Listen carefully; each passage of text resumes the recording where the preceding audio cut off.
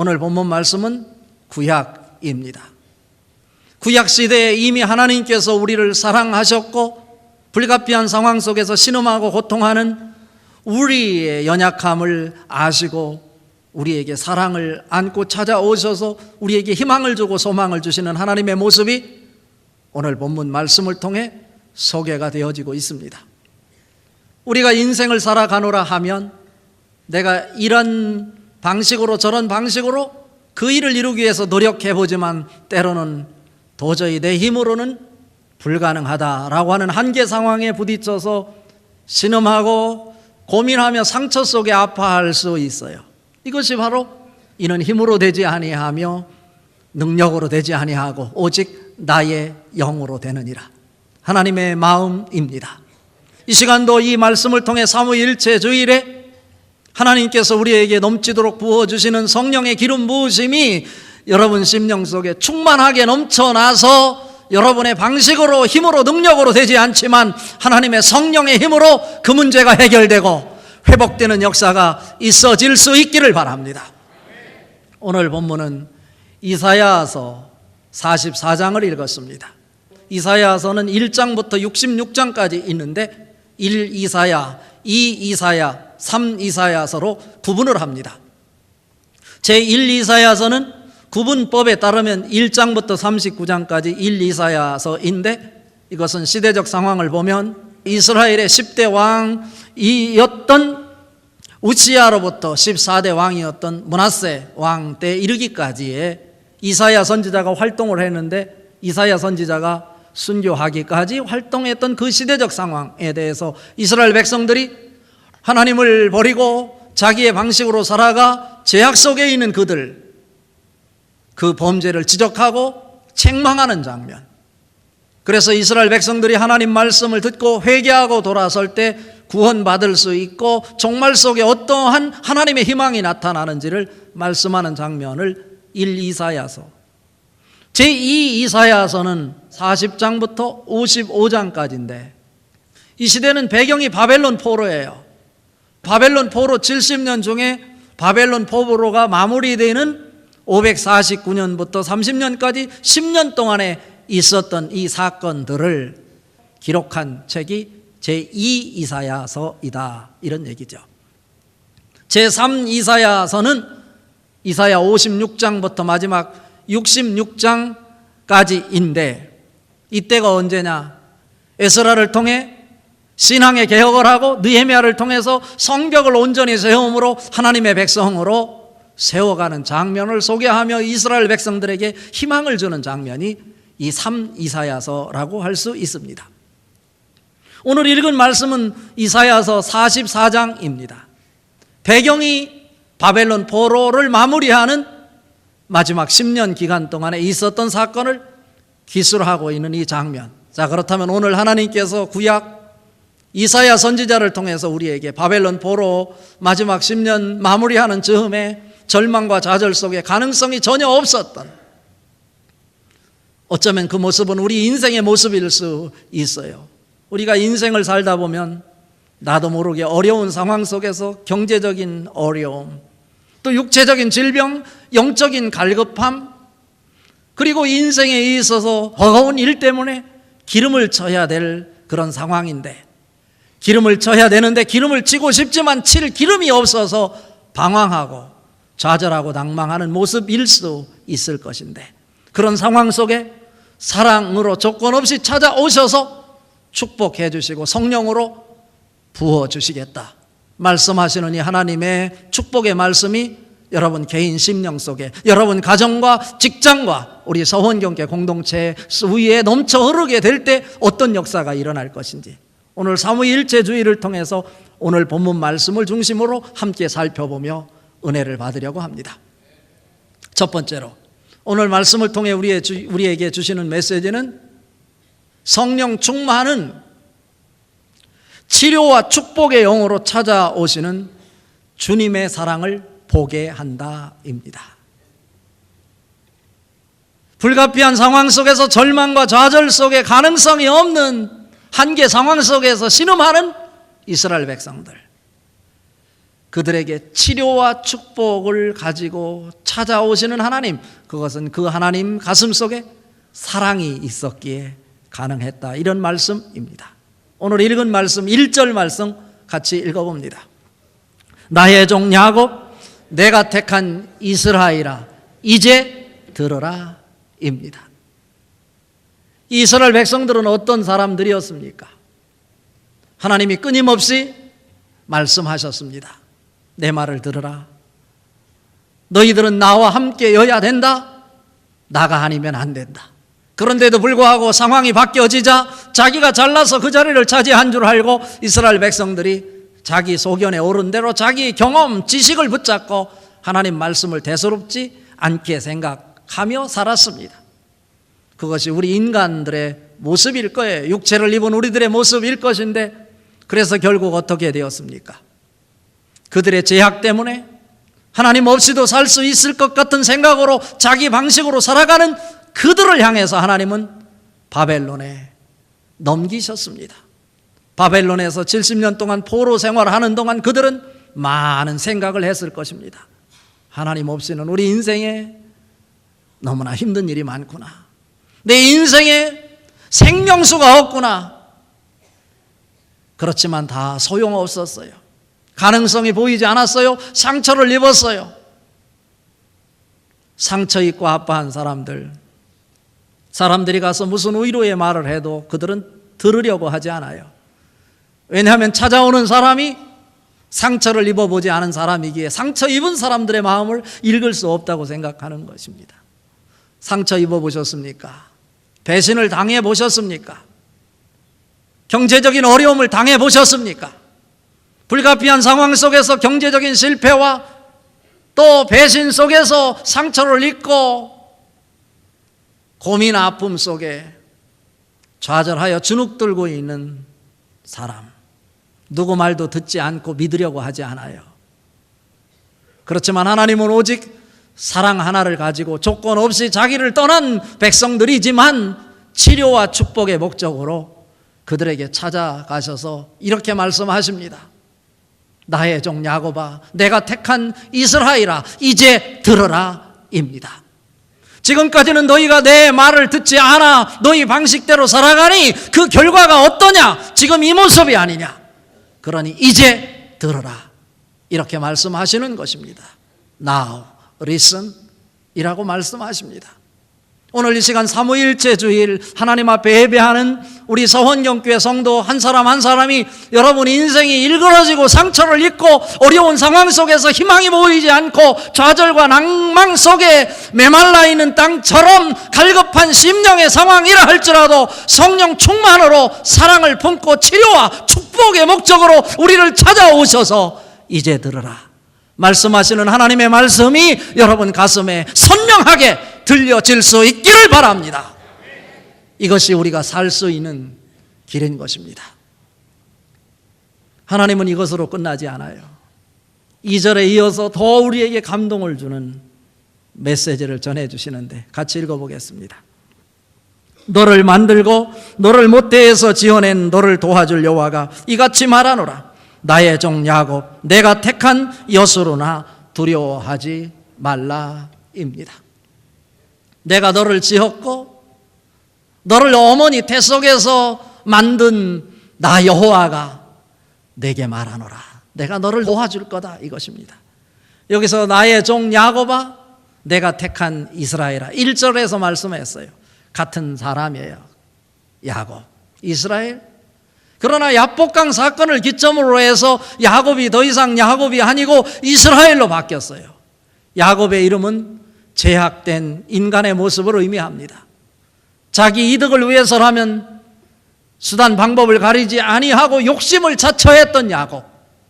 밧단 아람의 외삼촌 라반의 집에 가서 20년 동안 속이기도 하고 속임을 당해서 더 이상 그곳에 머물 수 없었던 야곱. 야복강가에서 밤새 하나님과 씨름하며 자기가 끝까지 포기하지 않고 내려놓지 않았던 육신의 소욕, 마지막 보루였던 자기 자존심까지 내려놓지 않을 수 없었던 그 상황. 그가 비록 다리를 저는 불구의 몸으로 바뀌어졌지만 하나님 앞에 자기가 굴복했기에 하나님의 얼굴을 볼 수 있었고, 그가 절룩거리면서 걷는 그곳은 하나님의 영광이 빛났다라고 성경은 우리에게 가르치고 있습니다. 이스라엘이라는 뜻이 뭡니까? 하나님이 함께 하신다라고 하는 뜻 아니겠어요?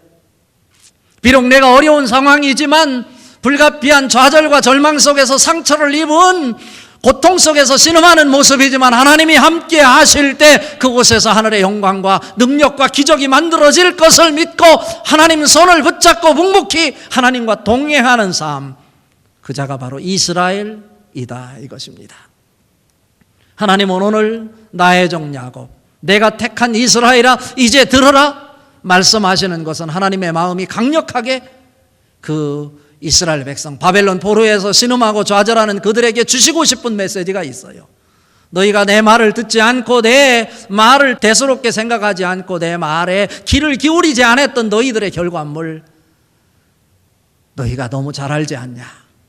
이제 내 말에 귀를 기울이라, 이제 들으라 라고 하면서 야곱이 더 이상 야곱이 아니라 이스라엘로 하나님과 동행하는 삶을 살아가기를 간절히 바라시는 하나님의 마음이 그 속에 담겨 있는 것입니다. 그러면서 2절에 너를 만든 자도 너를 돕는 자도 나 여호와일 것인데, 나의 종 야곱아 내가 택한 여수루나 너는 두려워하지 말라 이렇게 말씀하고 있지요. 여수룬이 뭡니까? 여수룬은 야곱의 애칭의 이름이에요. 애칭. 원래 이 여수룬이라고 하는 이 말은 히브리어로 야샤르라고 하는 단어에서 유래가 됐어요. 여기서 야샤르라고 하는 단어는요, 정직하다, 평탄하다, 올바르다 이런 의미를 갖고 있는 단어예요. 이 야샤르에서 여수룬이라는 이 애칭이 붙었는데, 그 얘기는 결국 뭐냐면 의로운 자, 정직한 자라고 하는 의미예요. 그런데 지금 바벨론 포로 생활 속에 신음하고 절망과 좌절 속에서 아파하고 있는 이스라엘 백성들이 정말 의로운 자고 정직한 자이냐 이거예요. 이사야 43장 22절 이하에 보면 그 당시에 이스라엘 백성들의 모습이 어떠했는지를 소개하고 있는데, 그들은 하나님을 공경하지도 않았고 하나님의 이름을 부르지도 않았고 하나님 앞에 예배도 하지 않는 자였습니다. 하나님을 부르지 않았기에, 하나님 말씀을 듣지 않았기에, 예배할 줄도 모르는 자였기에 그들은 바벨론에서 신음하고 절망과 좌절 속에서 희망 없이 그날을 살아가고 있는 것입니다. 그런데 그들을 향해서 지금 하나님은 여수루나 하고 이름을 부르는 거예요. 모든 문제가 해결되는 순간 아닙니까? 내가 아무리 죄를 졌다도, 내가 할 말이 없어 불가피한 상황 속에서 상처를 입고 신음하고 있을지라도, 세상을 창조하시고 나를 만드시고 나를 통해서 이루시려고 하는 기대감을 가지고 나를 주목하시며 나에게 조건 없이 사랑을 품고 찾아오시는 하나님께서 나의 이름을 세상 사람이 불러주는 그 이름으로 부르지 않고 애칭으로 여수루나, 너는 정직한 자다, 너는 의로운 자다 라고 이름 붙여주시는 이 모습 속에서 우리는 감동을 받는 것입니다. 애칭을 가지고 하나님께서 사랑으로 여러분에게 오신다고 그랬어요. 그럼 아무리 어려운 상황이라도 우리가 뭐가 두려울 게 있겠어요? 남들이 나를 향해 손가락질 대고 손가락질하고 비아냥댄다 할지라도 내가 하나님의 사랑을 받고 있는데, 너희들이 사랑이 뭔지 알아? 하나님의 사랑이 뭔지 알아? 우리는 당당하게 말할 수 있는 것이죠. 그래서 말하죠. 로마서 8장 35절에 누가 우리를 그리스도의 사랑에서 끊으리요? 환난이나 곤고나 박해나 기근이나 적신이나 위협이나 칼이랴. 그 어떠한 것이 하나님의 사랑에서 우리를 끊을 수 없다는 거예요. 그런 사랑을 가슴에 품은 자에게는 성령의 기름 부음을 통해서 하나님이 조건 없이 치료와 축복을 주시기 위해 사랑으로 찾아오시는 그 하나님을 본 사람에게는 서슴없이 너나 할 것 없이 자기의 입술을 통해서 신앙 고백을 하게 된다. 이 말씀이 오늘 5절 말씀이에요. 한 사람은 이르기를 나는 여호와께 속하였다 할 것이며, 한 사람, one will say, I belong to the Lord 라고 얘기하는 거예요. 1차적으로는 그 이스라엘 백성들 바벨론 포로에서 절망과 좌절 속에서 신음하고 있는 그들에게 성령을 부어주시니 그들이요 성령 충만하니까 감동을 받고 하나님의 사랑을 느끼고 보면서 나는 하나님의 사랑을 입은 사람이다. 하나님이 직접 나에게 관여했고 보배롭고 존귀한 사람으로 하나님의 사랑을 입은 사람으로 애칭까지 불러주니 이 감격에 벅차서 어찌할 수 없어 가만히 있을 수 없어 자기 입을 열어 스스로 나는 하나님께 속하였는 자이고 나아가 야곱의 이름으로 내 이름이 불려질 것이며 또 내가 하나님께 여호와께 속하였다라고 손으로 글을 기록할 것이다. 여호와와 영적 언약을 맺는 장면이 오늘 5절에서 막 쏟아지고 있는 것입니다. 1차적으로는 이스라엘 백성들 속에서 나타나는 모습이지만 오늘 읽은 5절 말씀은 이스라엘 백성들이 하는 소리가 아니고 이스라엘 백성들이 하나님의 사랑을 잊고 불가피한 상황 속에서 절망과 좌절 속에서 가능성이 없다고 생각했던 그들이 성령을 물붓듯이 그들에게 부어주니 메마른 땅에 시냇물이 흐르도록 만들어주니 하나님의 축복 속에서 하나님의 영광이 빛나는 모습을 보고 하나님을 모르는 세상 사람들, 이방 사람들이 지금 스스로 이 사람 저 사람이 고백하는 장면인 거예요. 한 사람이 이르기를 나는 여호와께 속하였고 야곱의 이름으로 내 이름이 불려질 것이며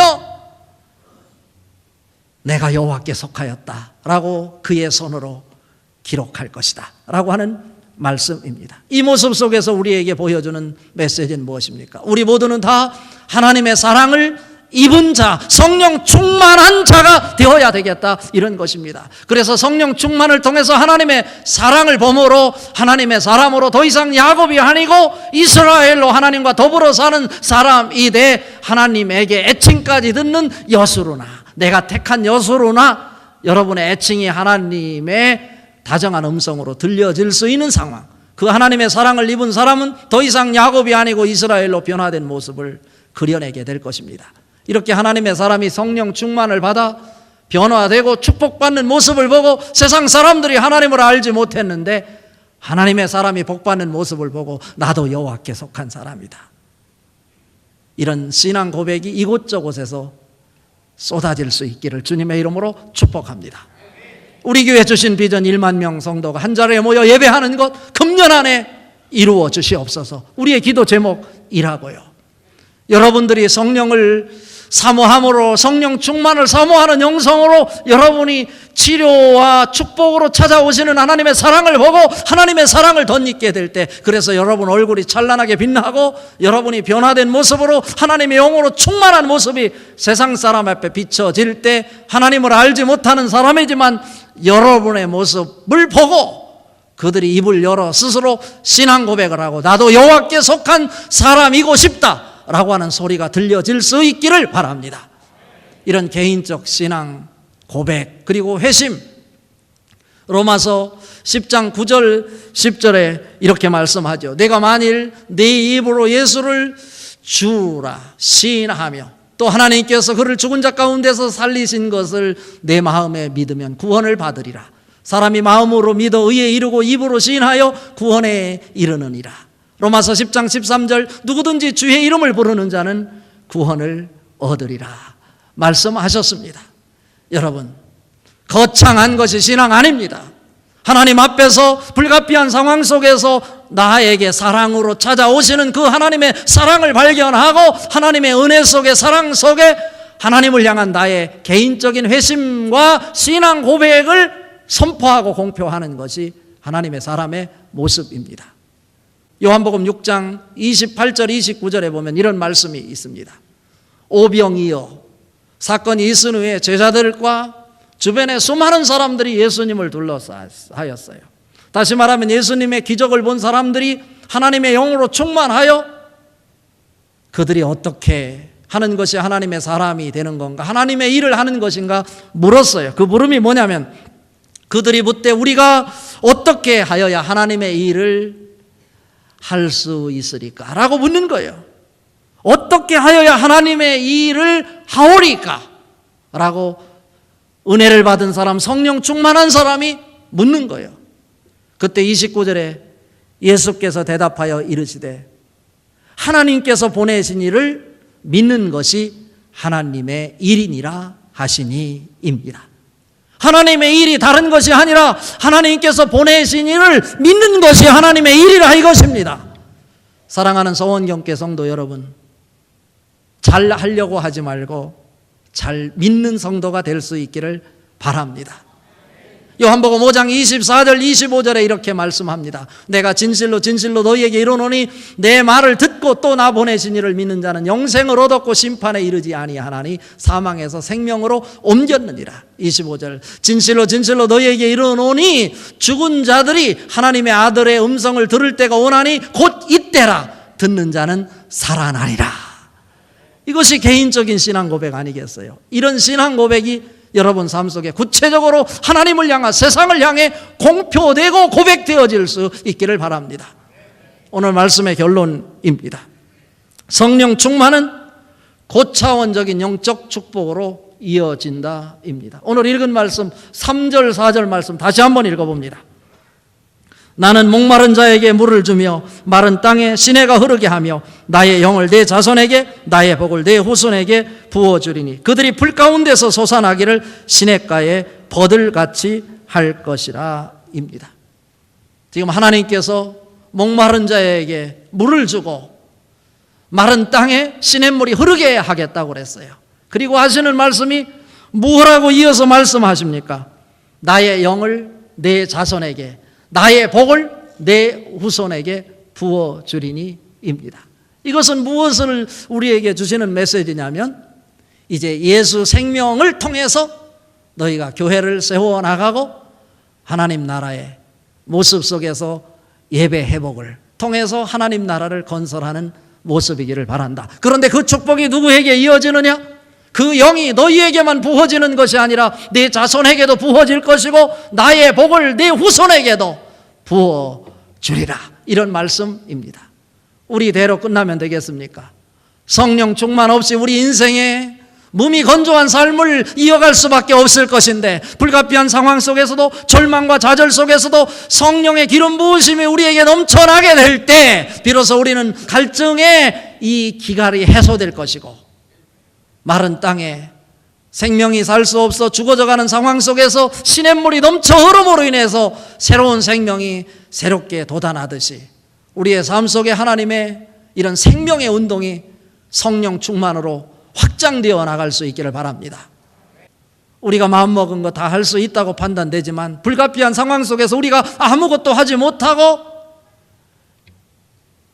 좌절과 절망 속에 상처를 입고 가능성 없이 어둠 속에 헤매일 수 있겠다. 이런 이야기입니다. 이런 상황 속에서 여러분에게 성령 충만을 사모함으로 성령께서 부어주시는 그 넘치는 하늘의 생수가 여러분의 메마른 갈증을 해소할 것이고 메마른 가능성이 없는 이 땅에 새로운 생명으로 거룩한 공동체를 이루는 이러한 축복으로 연결시켜 주실 것입니다. 요한복음 7장 38절에 말합니다. 나를 믿는 자는 성령의 이름과 같이 그 배에서 생수의 강이 흘러나오리라 말씀하셨습니다. 그리고 요한복음 4장 13절 14절에 말합니다. 예수께서 대답하여 이르시되 이 물을 마시는 자마다 다시 목마르려거니와 내가 너에게 주는 물을 마시는 자는 영원히 목마르지 아니하리니 내가 주는 물은 그 속에서 영생하도록 솟아나는 샘물이 되리라 말씀하셨어요. 이런 성령 충만으로 하늘의 생명수가 여러분 개인의 인생 속에 여러분의 가정에 여러분 직장과 사업장 서원경교회 공동체에 넘쳐날 수 있기를 주님의 이름으로 축복합니다.